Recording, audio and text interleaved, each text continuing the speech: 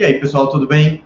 Eu sou o Dr. Carlos Amorim e queria conversar um pouco com vocês, nesse primeiro momento, sobre a pandemia e os profissionais de saúde. Durante esse período de pandemia que nós estamos passando ainda, os profissionais de saúde têm ganhado um status completamente diferente do que tinham há algum tempo atrás. Sempre foram importantes, né? Nós todos sabemos disso, mas nós nos deparamos com um momento em que eles são essenciais e que está nas mãos deles a grande maioria das ações para nós sairmos dessa pandemia. Os profissionais como os médicos, os enfermeiros, os fisioterapeutas que já estão atuando constantemente na área clínica, assim como nutricionistas e fonoaudiólogos, nós já sabemos do papel deles, da importância deles na área clínica. Durante esse período de pandemia, alguns profissionais, como os profissionais de educação física, os profissionais da fisioterapia, tiveram um status atualizado, vamos dizer assim. Durante esse período, nós percebemos alguns pacientes, mesmo durante a doença, pacientes com a Covid-19, acabavam desenvolvendo algumas situações clínicas que precisavam muito do aporte de um fisioterapeuta e, principalmente no pós-Covid, o profissional de educação física começou a ganhar um status clínico muito importante. Tanto é que algumas leis, a legislação começou a ser revista em relação ao papel do profissional de educação física dentro do ambiente hospitalar, dentro do ambiente clínico. Então, esse profissional acabou ganhando um status diferente. Isso assustou um pouco os profissionais de educação física, que a grande maioria deles não tinham contato na área clínica. Nunca se imaginou, por exemplo, trabalhando dentro de uma unidade básica de saúde, dentro de um hospital. E essa é uma oportunidade que nós estamos tendo hoje. Essa é uma gama de trabalho e uma necessidade do período pós-pandemia. Não estamos ainda no pós-pandemia, mas nós já estamos tendo uma demanda de pacientes pós-Covid que passaram pela doença e que têm ainda alguns problemas advindos da doença. Então, eles podem ter desenvolvido alguns problemas de ordem clínica, de saúde física, de saúde mental, durante o período da Covid-19.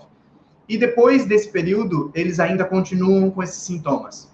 Essa é a principal intenção nossa com essa conversa. Mostrar a importância de um profissional de saúde, profissional de educação física, seja da fisioterapia, da nutrição, seja qual for o profissional. Você precisa estar preparado para essa demanda. Essa demanda precisa ser auxiliada. Agora é a hora de nós também ajudarmos.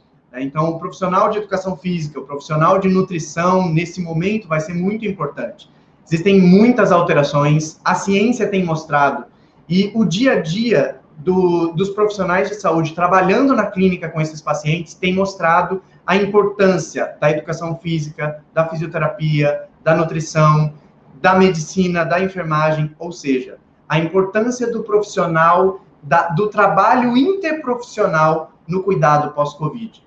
Você é importante neste momento, então você precisa estar preparado, precisa conhecer esse paciente, precisa conhecer como lidar com as comorbidades que vieram com o pós-pandemia. Então, é hora de estudar sobre isso.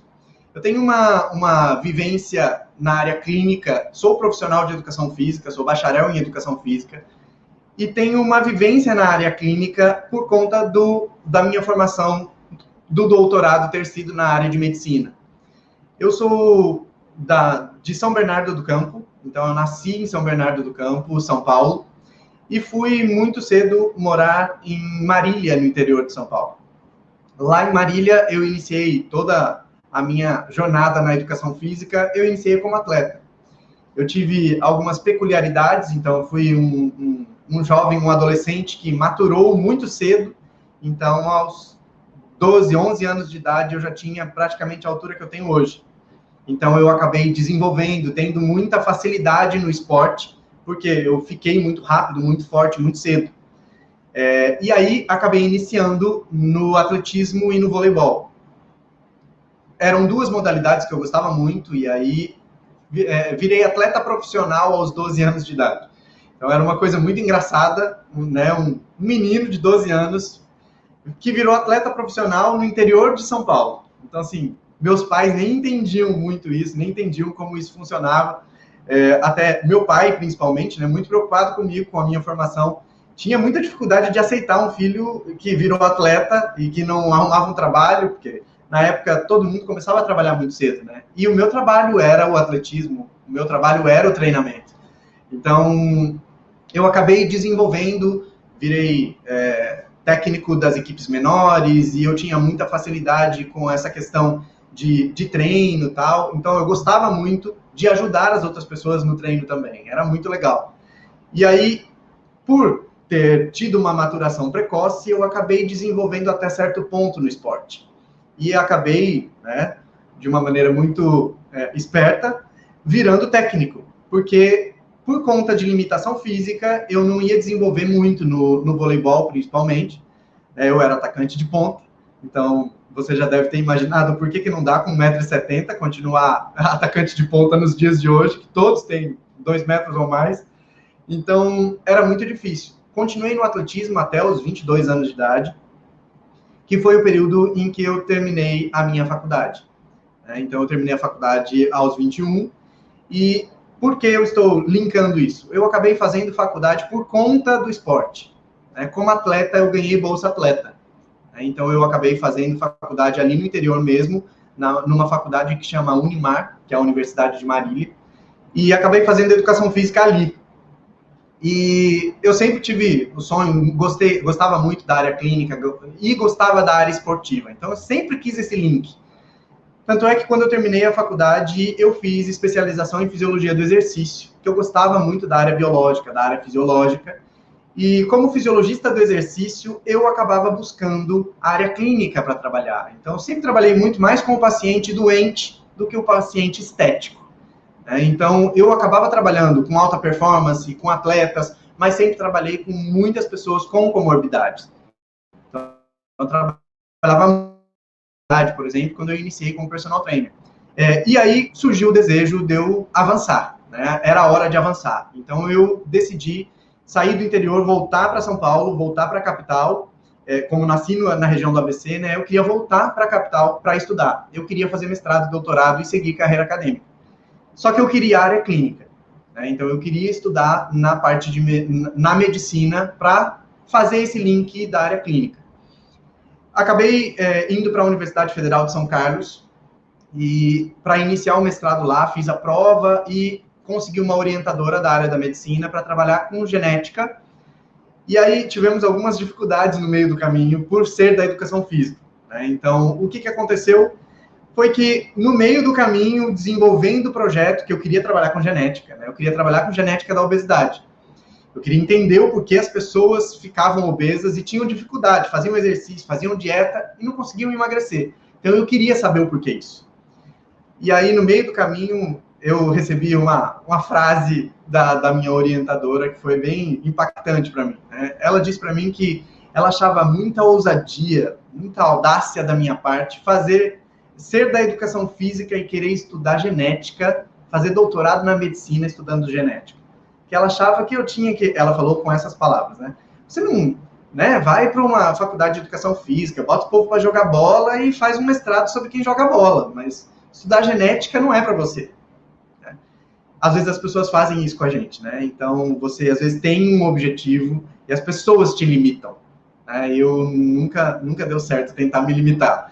Porque eu acabei tomando isso como um gatilho para eu ir mais longe mesmo. Então eu falei, você quer saber? Então não quero mais fazer Universidade Federal de São Carlos, eu vou voltar para a capital. Fiz uma pesquisa e acabei enviando um e-mail para um professor referência na área de genética no nosso país, o professor João Bosco, e perguntando se ele tinha vaga no laboratório dele para eu fazer mestrado. Ele acabou me indicando, ele tinha, lógico, o laboratório dele estava lotado, ele não tinha mais condições, não tinha vagas para receber alunos, mas ele tinha um professor que ele confiava bastante, que estava iniciando na Escola Paulista de Medicina como professor, e que precisava de alunos. Acabei indo para São Paulo, fiz uma entrevista e acabei entrando no mestrado na Escola Paulista de Medicina, dentro da biofísica e da biologia molecular. Fui trabalhar com genética em São Paulo. E aí entrei com um projeto para analisar a genética de pacientes obesos. Então, trabalhei com uma parceria com o GEL, lá de São Paulo, que é um grupo da professora Ana Damaso, uma referência na área de obesidade no nosso país. Então, assim, ela trabalha no Instituto do Sono, então vocês já devem ter ouvido falar, então, um instituto muito reconhecido internacionalmente. Então, iniciei um projeto que era o meu projeto dos sonhos, né? Então, um projeto muito legal, que a gente desenvolvia com adolescentes obesos e fazia um monitoramento clínico, genético, biomolecular mesmo, de o porquê eles eram obesos. E tentava responder essa pergunta com inúmeros testes, inúmeras avaliações diferentes para descobrir o quanto a genética influenciava na obesidade. No meio do caminho, esse projeto ganhou um status muito grande e acabou virando um projeto institucional, um projeto do laboratório todo. E aí eu não podia mais estar com o projeto no meu nome para defender o mestrado. Em paralelo, eu fazia um projeto sobre as implicações clínicas do polimorfismo da enzima conversora de angiotensina e do receptor B2 de cininas no prognóstico do transplante renal. Ou seja, eu trabalhava com genética de transplantados também, para entender um pouco como a genética deles influenciava no pós-transplante, o quanto isso era importante para eles. E aí esse projeto acabou tomando um status muito interessante. No início do projeto, alguns resultados já chamavam muito atenção e teriam, na prática, repercussão clínica na vida do paciente. Eu acho que na nossa carreira, seja você de qual for a profissão, o mais interessante é tocar a vida das pessoas, mudar a vida das pessoas, né? E eu não gostava muito da coisa teórica, sabe? De simplesmente, eu vou estudar, eu vou ser personal trainer, e isso para mim não fazia muito sentido. Eu queria impactar as pessoas, eu queria fazer com que a minha profissão fosse importante, né? Então, eu queria, dentro do meu projeto de doutorado, fazer diferença na vida de um transplantado renal. Então, eu estava na área clínica, era o que eu queria. O que aconteceu?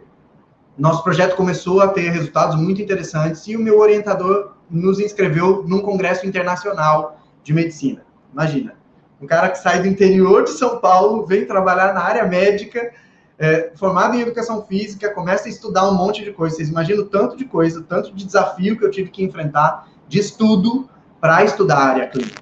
Então, eu sou da educação física, então nunca estudei enzima conversora de angiotensina. Para mim era um bicho de 7 cabeças. E aí eu comecei a estudar sobre isso e adentrar na área clínica. Foi muito difícil, sim. E o que aconteceu? Como eu precisei parar o meu mestrado e fui direto para o doutorado, eu tive que passar por todo um processo seletivo para provar que eu tinha condições de estar no doutorado. Então, era um processo muito difícil, muito complexo, que eu acabei vencendo esse processo, estudando muito, para poder partir direto para o doutorado. Então, eu não terminei o mestrado. Eu fiz doutorado direto.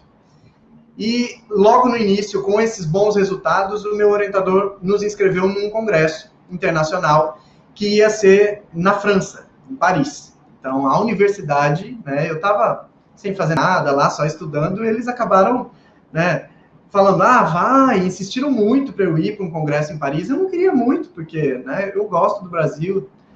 Óbvio que eu fui muito feliz, né? Então, assim, nunca imaginei ter dinheiro para fazer uma viagem internacional. Naquela época, isso era um sonho muito distante para mim. E aí, eu fui para Paris, num congresso internacional de medicina. Tinham países do mundo inteiro apresentando projetos deles, vocês imaginam o status dos projetos, né? Então, assim, era uma coisa, para mim, uma realidade assustadora e muito bonita, né? Eu estava muito feliz de estar ali. Então, lógico, né? Então, um congresso na França era um sonho. Apresentei o meu trabalho no primeiro dia de congresso, antes mesmo da abertura do congresso, né? E aí foi muito legal, gostaram muito do nosso projeto. Era um projeto que, na verdade, influenciava o tempo de sobrevida dos pacientes pós-transplante. Imagina que legal. Você mostrar que os seus resultados podem influenciar no quanto o paciente vai sobreviver depois de um transplante. Isso era muito legal. E aí chamou muito a atenção. Eu estava todo feliz e fui, né, no mesmo dia, ia ter um jantar de boas-vindas, né? Terminei minha apresentação e saí correndo porque eu queria ir logo para esse jantar, né, óbvio. E depois da apresentação, eles iam premiar os melhores trabalhos, né? Foi muito engraçado, porque eu fui que eu queria ir para o jantar, porque para mim, estar ali já era um prêmio, né? Então eu estava muito contente de estar ali apresentando o meu trabalho. tinha toda a dificuldade de um congresso internacional, a apresentação tinha que ser em inglês, tudo era em inglês, né? E eu estava num país que fala francês, então era muito difícil para mim. Então, eu acabei ficando muito feliz de ter conseguido fazer a minha apresentação, de todo mundo ter me entendido. A gente responde 15 minutos de perguntas em inglês, você imagina? Então, eu estava em pânico. E aí consegui, deu tudo certo, entendeu? Deus é bom, eu sempre coloco as coisas no lugar certo, né? E tinha ali, na hora, tinha um dos americanos, que era a banca da minha apresentação, era casado com uma brasileira. E acabou me ajudando um pouco ali. Lógico, eu estava muito nervoso. E eu fiquei muito feliz. A minha apresentação tinha saído. E fui logo para o jantar que eu queria, né? Imagina, um jantar num barco no Rio Sena. Né? Para mim era muito legal, era muito interessante. Eu fiquei muito feliz com isso. E aí fui para o jantar e não fiquei na premiação. Para minha surpresa, na hora que começaram a chegar as primeiras pessoas no jantar, todas as pessoas começaram a me parabenizar e eu não estava entendendo nada do que estava acontecendo. Meu orientador tinha ficado para a premiação. E aí, na hora que o meu orientador chegou, ele me explicou. Nós tínhamos ganhado o prêmio como melhor apresentação do Congresso. O melhor trabalho do Congresso tinha sido considerado nosso. Vocês imaginam como eu fiquei, né? Foi muito legal, fiquei muito emocionado, muito feliz de imaginar que isso poderia ter acontecido. Eu nunca ia imaginar, por isso eu não fiquei na premiação. Para mim, a premiação já era estar ali, já era estar no meio de tanta gente boa. Pessoas que eu lia os artigos científicos deles estavam ali junto comigo. Então, assim, para mim, eu já estava muito feliz. E aí, voltamos para o Brasil com um prêmio internacional na minha tese de doutorado, né, que ainda não tinha nem saído. Né? Então, assim, eu ainda estava no 3º ano de doutorado. E aí, voltamos para o Brasil, fui para o Congresso Brasileiro de Transplante, ganhamos o prêmio como destaque na área de transplante renal. Aí fui para um outro congresso internacional, o Congresso Americano de Transplante em Seattle, ganhamos o prêmio como melhor trabalho na área de transplante renal. Fui no mesmo ano, em 2013, para Atlanta, no Kidney Week, a Semana do Rim, e ganhamos um prêmio como destaque também na área de transplante. Então, assim, somando, são mais de 5 prêmios nacionais e internacionais da minha tese de doutorado. Acabei no mesmo ano, no início de 2014, na verdade, defendendo meu doutorado, e dentro dessa área. Né? Então, assim, foi uma experiência fantástica, sim. Né? Você que pode estar me assistindo aí, pode estar pensando, o cara sonhou alto. Eu sonhei alto e deu certo. Muito trabalho. Você também consegue. Então, assim, às vezes a gente fica pensando, agora eu vou trabalhar, como que eu vou trabalhar com pós-Covid? Né? Isso é muito difícil, é muito clínico. Eu não tenho a mínima ideia como fazer isso. Estudo. Você precisa se preparar. Né? Essa demanda existe. Você é importante nessa demanda. Você é importante para esse pós-pandemia. A gente precisa viver esse pós-pandemia. E você é essencial para as pessoas. Você pode ajudar as pessoas nesse período. Então, hoje eu sou docente de Universidade Federal, então, depois do meu doutorado, prestei concurso aqui na Universidade Federal do Maranhão, onde eu trabalho hoje. Eu tenho um grupo de pesquisa aqui, que é o LAFEGS, que é o Laboratório de Genética, Fisiologia do Exercício e Saúde. Então, trabalho hoje com profissionais de educação física que trabalham na área clínica. Meu grupo de pesquisa é interprofissional. Nós temos profissionais da nutrição, da psicologia, da fisioterapia, da educação física, da medicina. Então, nós trabalhamos juntos. Acho que um ponto muito importante nesse momento agora, nossos projetos eu tenho um projeto na área de hemodiálise e exercício. Então, pacientes em hemodiálise fazendo exercício. Nós temos projetos com câncer e exercício. Então, paciente oncológico fazendo exercício, e isso mudando a maneira dele lidar com a quimioterapia, dele lidar com os efeitos do câncer no corpo dele. Então, nós continuamos ajudando as pessoas. Né? Na área clínica, como profissionais de educação física, como fisioterapeuta, como nutricionista, nós estamos trabalhando juntos. Nesse momento, eu acho que a gente não tem que discutir mais quem é mais importante nesse período, né? A gente acabou, durante a pandemia, descobrindo que todos somos importantes. Né? Então, cada um tem o seu papel, cada um tem a sua importância. Eu não tenho a mesma importância de um médico que está na parte clínica, na linha de frente. Por que não? Né? Todos nós temos uma importância, porque eu trabalho com ciência básica hoje como pesquisador. O que eu pesquiso acaba chegando no médico. Então, você precisa entender a sua importância. Você precisa entender que, nesse período, que o meu grupo de pesquisa, por exemplo, está trabalhando, nós temos um projeto com o uso da máscara e exercício. Será que ela influencia? Será que isso prejudica a minha performance? Será que isso pode me gerar até um problema de saúde, treinar de máscara? Então, nós estamos estudando isso e acabamos também abrindo um link de estudos na área pós-Covid, de como lidar com a síndrome pós-Covid. Alguns chamam até de long Covid, né? Tem muitos, eu comecei o vídeo falando com vocês em relação ao pós-Covid. Tem muitas coisas que persistem dessa doença. Nós não entendemos essa doença ainda. A gente não sabe como lidar. Então, a gente precisa juntar forças para conseguir lidar com a Covid-19. Então, eu acho que a única maneira de vencermos a Covid-19 é trabalhando juntos, né? E dentro desse projeto, nós queremos ajudar vocês a trabalhar nesta área também, a trabalhar no pós-Covid, a estar preparado. Mas então a gente precisa ser profissional de educação física. Como eu já disse, todos os profissionais da área da saúde precisam estudar isso. Nós precisamos aprender a lidar com o pós-Covid.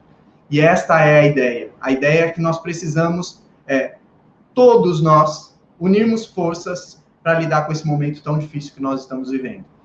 E esse é um grande convite. Vamos conversar sobre isso. Vamos pensar sobre o pós-Covid.